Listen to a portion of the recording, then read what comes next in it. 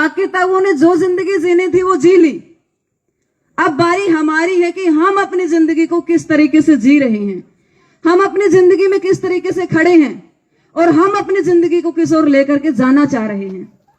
आज बड़े शौक से आपके गांव में भी आपको 4-5 टोलियां ऐसे दिख जाएगी जो आज एक हुक्के को ट्रेंड मानती है, बीड़ी को ट्रेंड मानती है, सिगरेट को ट्रेंड मानती है, और हमारे युवा साथी शाम को वहां जाने के लिए लालायित हो जाते हैं कि वहां पर ये चीजें चल रही है। तो स्नेहा प्लीज, यहां पर ये चीजें चल रही है तो वहां जाना चाहिए, क्योंकि रोटी खाने के बाद उनको ये लगता है कि हमें ये चीज चाहिए। सबसे पहले शुरुआत वहीं से होती है। आज आपका बेटा हुक्का पी रहा है, कल आपका बेटा बीड़ी पिएगा, परसों सिगरेट की उसकी हैसियत होगी, उससे अगले दिन दारू भी पिएगा, उससे अगले दिन और बड़ा नशा करेगा।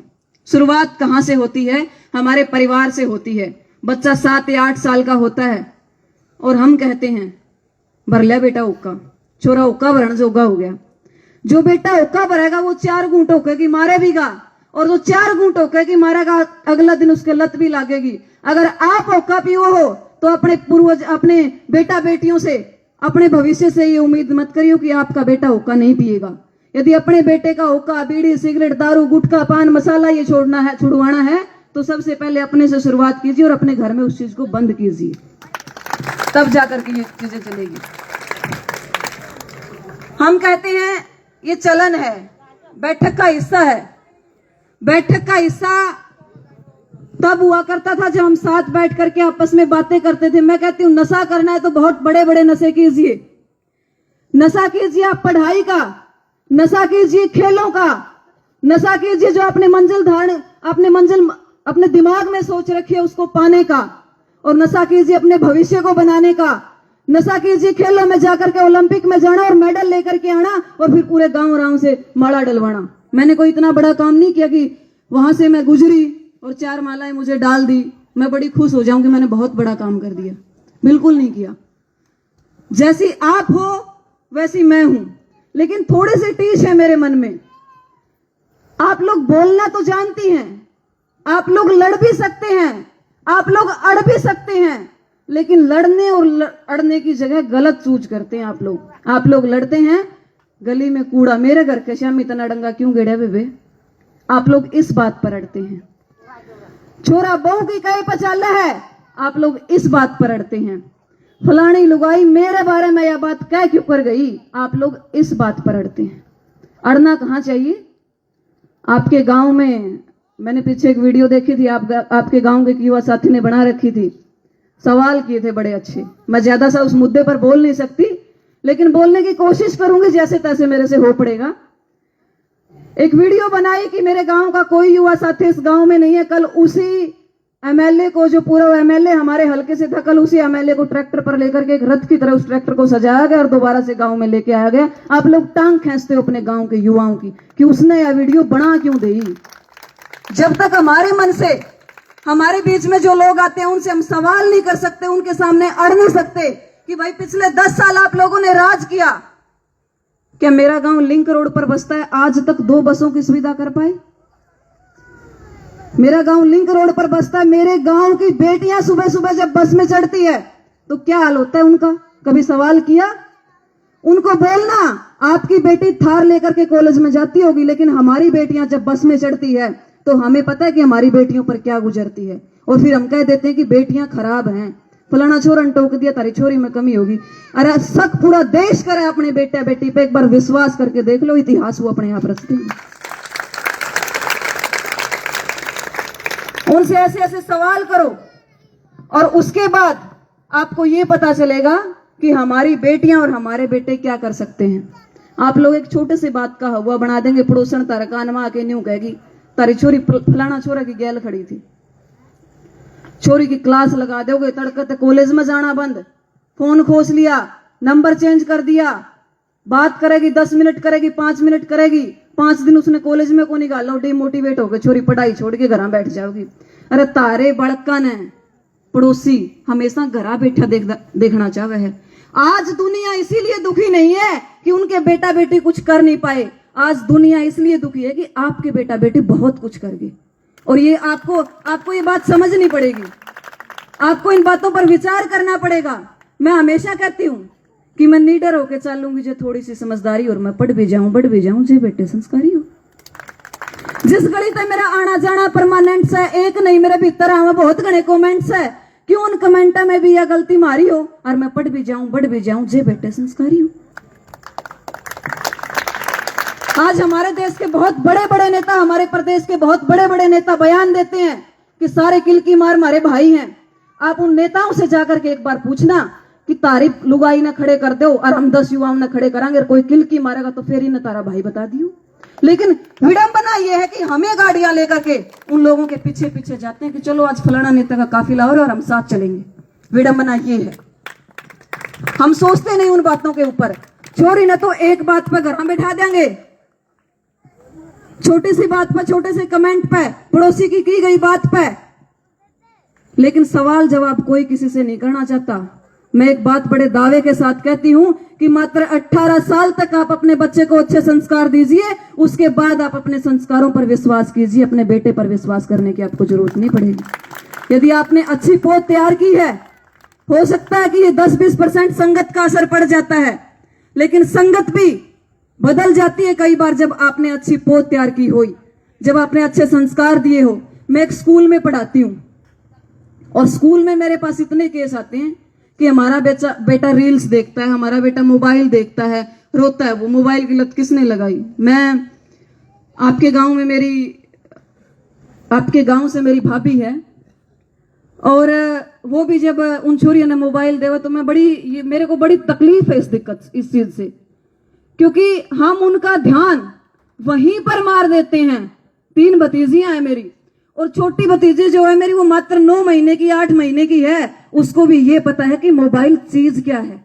और जब मैं घर में जाती हूँ, सैटरडे या संडे घर आती हूँ, वो लड़कियां मुझे फोन के आसपास भी नहीं दिखती। ये कमी हमारे अंदर है। आप भी ऐसा बना सकते हो अपने बेटे को। आप भी अपने बेटा बेटी को ये सिखा सकते हो कि फोन आपका सबसे बड़ा दुश्मन है। इसके ऊपर क्या देखते हैं हम कि नंगा नाच नचावन तक कदे नाम नहीं होता, भले घरां के बालकां का यो काम नहीं होता है। आज इंस्टाग्राम के ऊपर, फेसबुक के ऊपर जितना बद्दापन चला हुआ है, मैं ये बातें फेसबुक सोशल मीडिया पर बैठ के बोल सकती थी और अच्छे खासे लोग मुझे देखते हैं। मुझे ये भी बताने की जरूरत नहीं कि मैं सोशल मीडिया किस नाम से यूज करती हूँ, क्यों यूज करती हूँ, उसके फायदे क्या है, नुकसान क्या है। मैं ये बातें बोल सकती थी सोशल मीडिया पर भी बैठ करके, लेकिन सोशल मीडिया पर मुझे देखता कौन है? 22 साल के युवा, 25 साल के, 30 साल के, 35 के, ज्यादा से ज्यादा 40 साल के।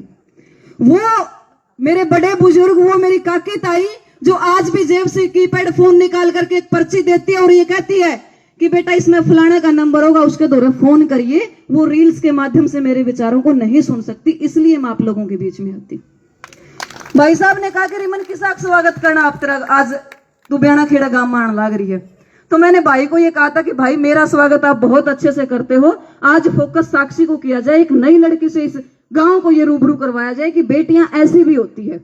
हम उस बेटी को दिल्ली से बुला करके सम्मानित कर सकते हैं, क्यों ना हम हमारे गांव की किसी बेटी को उठा करके इस मंच के ऊपर सम्मानित करें। तो मेरे मन में ये टीस है कि जो विचार इस मंच के माध्यम से जिन काके ताऊओं तक मैं पहुंचा सकती हूँ, जिन बड़े बुजुर्गों तक मैं पहुंचा सकती हूँ, वो विचार मैं फोन के माध्यम से बिल्कुल भी नहीं पहुंचा सकती। ना मैं यहाँ पैसा लेने आती, ना मैं यहाँ फेम भगवान की दया से बहुत अच्छी है, मेरे पास नाम भगवान की दया से बहुत अच्छा है।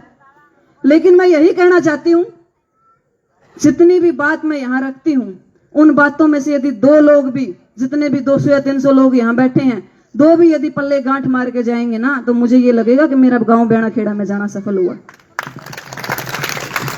छोटी सी बात इन मेरी बहनों को भी कहना चाहूंगी। हम कहते हैं कि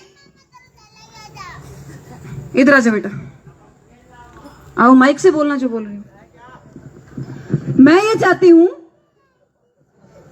हमारी जो छोटी छोटी बहनें बैठी हैं, अपने मन में एक चीज मान करके चलती है, अपने मन में एक विचार लेकर के चलती है कि इस छोरा ने टोक दिया, घरा बताओगी, घर के तना न्यू कहेंगे तो उसके दौरा बैठी क्यों, उसके दौरा खड़ी क्यों हुई, ले दे के एक तो बसाओ, उसने भी पहला मेरा भाई लेके आ करता, आजकल पता नहीं कौन लेके आवे। ले दे के आपके गांव में एक तो बसाओ कि ब्याणा खेड़ा गांव में इतनी हिम्मत नहीं है कि 4-5 सेवाएं आपके गांव में बसों की वो लगवा ले, नहीं है इतनी हिम्मत। खड़े होकर के आप सवाल जवाब कर सकते हो। इन बेटियों से कहना चाहूंगी कि एक बात कहूं मैं कान खोल के, तू सुनती जाइए लाडो, और बाप अपने की नाड़ ने ना नीची कदे झुकाइए लाडो। एक घर ते बाहर जज जावे तू मेरा कालजा धड़के से, भीतर ला बाहर ने आजा आंख मेरी जद फड़के से। मेरे एक नहीं कैया का मान तू आस और विश्वास तेरे पे, और गलत कदम उठाइए मत ना मेरी एक एक सांस तेरे में। मन पर जजत बस कर दिए, मैंने मन की बात बताइए लाडो, और बाप अपने की नाड़ ने ना नीची कदे झुकाइए लाडो। हमेशा एक पिता जब एक बेटी घर से जाती है, उसको यही संस्कार, यही विचार और यही बातें बोल करके कहता है। जो अंदर की आवाज है, जब एक बेटी पैदा होती है तो हम बहुत सारे सपने सजाते हैं, हम बहुत सारी उम्मीदें जगाते हैं। एक माँ छोटी सी बेटी की छोटी छोटी पायल बनवाना शुरू करते हैं। कोई डाक खाना में खाते खुलवाएगा तो कोई किते खुलवाएगा। एक जमाना था जब बेटी की शादी करने के लिए दहेज इतना होता था कि एक बेटी की शादी करने के लिए एक बाप खुद ने गहने धर दिया करता। जो बड़े लोग हैं वो उस चीज को जानते होंगे कि गहने धरना क्यों होया करे, शायद नई पीढ़ी के ये जो बालक श्यामी बैठे हैं वो ना समझ पा। एक जमींदार के खेत में काम किया करता और बदले में उसको 50-55 हजार रुपए वो जमींदार देता था, जिसके बाद वो अपनी बेटी की शादी करता था। और दहेज जैसा दानव आज भी हमारे देश के अंदर है। यदि दहेज जैसा दानव हमारे देश के अंदर ना हो तो मेरे ख्याल से जो इतने मुकदमे आज ये चल रहे हैं वो नहीं होंगे। उसके लिए भी मैं हम जितने बड़े होते हैं, जितने बड़े हम जमींदार होते हैं, जितना बड़ा नौकरी वाला होता है, उतनी बड़ी वो सोचेगा कि हमारा कोई MA करी आ जावे, कोई 12वीं करी आ जावे, कोई पढ़ी लिखी आ जावे, दहेज भी खूब ले आवे। वो 12वीं करी, पढ़ी लिखी या MA करी, बड्डा घर की बड्डा दहेज लेके आवेगी तो घने दिन नहीं लग गया करते उस रिश्ते में बिगड़न में। कि 16 किले के जमींदार ने जो छोरे के ब्याह की बात चलाई और छोरी वाला ने बोला सारी मांग खोल बता दो ना देखा जाए इसका दुख सह मरी जाई। छोरी वाला बोलिया रे 16 तो हमारा गाँव में किले लाग रहे, हमारा छोरा नौकरी, और 10वीं में तो 18 खिसाया इसी थारी छोकरी। टीवी कूलर फ्री चाहिए हमने, मोटर कार, घर के बेड बिस्तर चाहिए, होटल 5 स्टार। अरे सारे गांव में रुका पड़ जा कर दियो इसा ब्याह ब्यों तो साफ बताओ ना कर दो साफ। फिर छोरी वाला के कवे, एक बाप के भीतर की आवाज के हुआ है। एक बाप चाहे कि मेरी बेटी ने सदा अच्छा घर मिला, कि सारी मांग करूंगा पूरी, दूंगा किला बेच, और बिकना पड़ जो चाहे मन्ने भी दूंगा तुमने कुर्सी मेज। ऐसी ऐसी बातें एक बाप अपनी बेटी के लिए अपने मुंह से बोलता है कि सारी मांग करूंगा पूरी, दूंगा किला बेच, और बिकना पड़ जो चाहे मन्ने भी दूंगा तुमने कुर्सी मेज। इतनी देर में सारी बात सुने थी, छोरी गई बीच में बोल, बाबू मैंने रिश्ता मंजूर को नहीं दिया, नहीं उसने अपना मुंह खोल। आवाज हमें उठानी पड़ेगी, आगे हमें आना पड़ेगा। पड़ोसी हमारे आगे नहीं आएगा, पड़ोसी हमारी आवाज नहीं उठाएगा।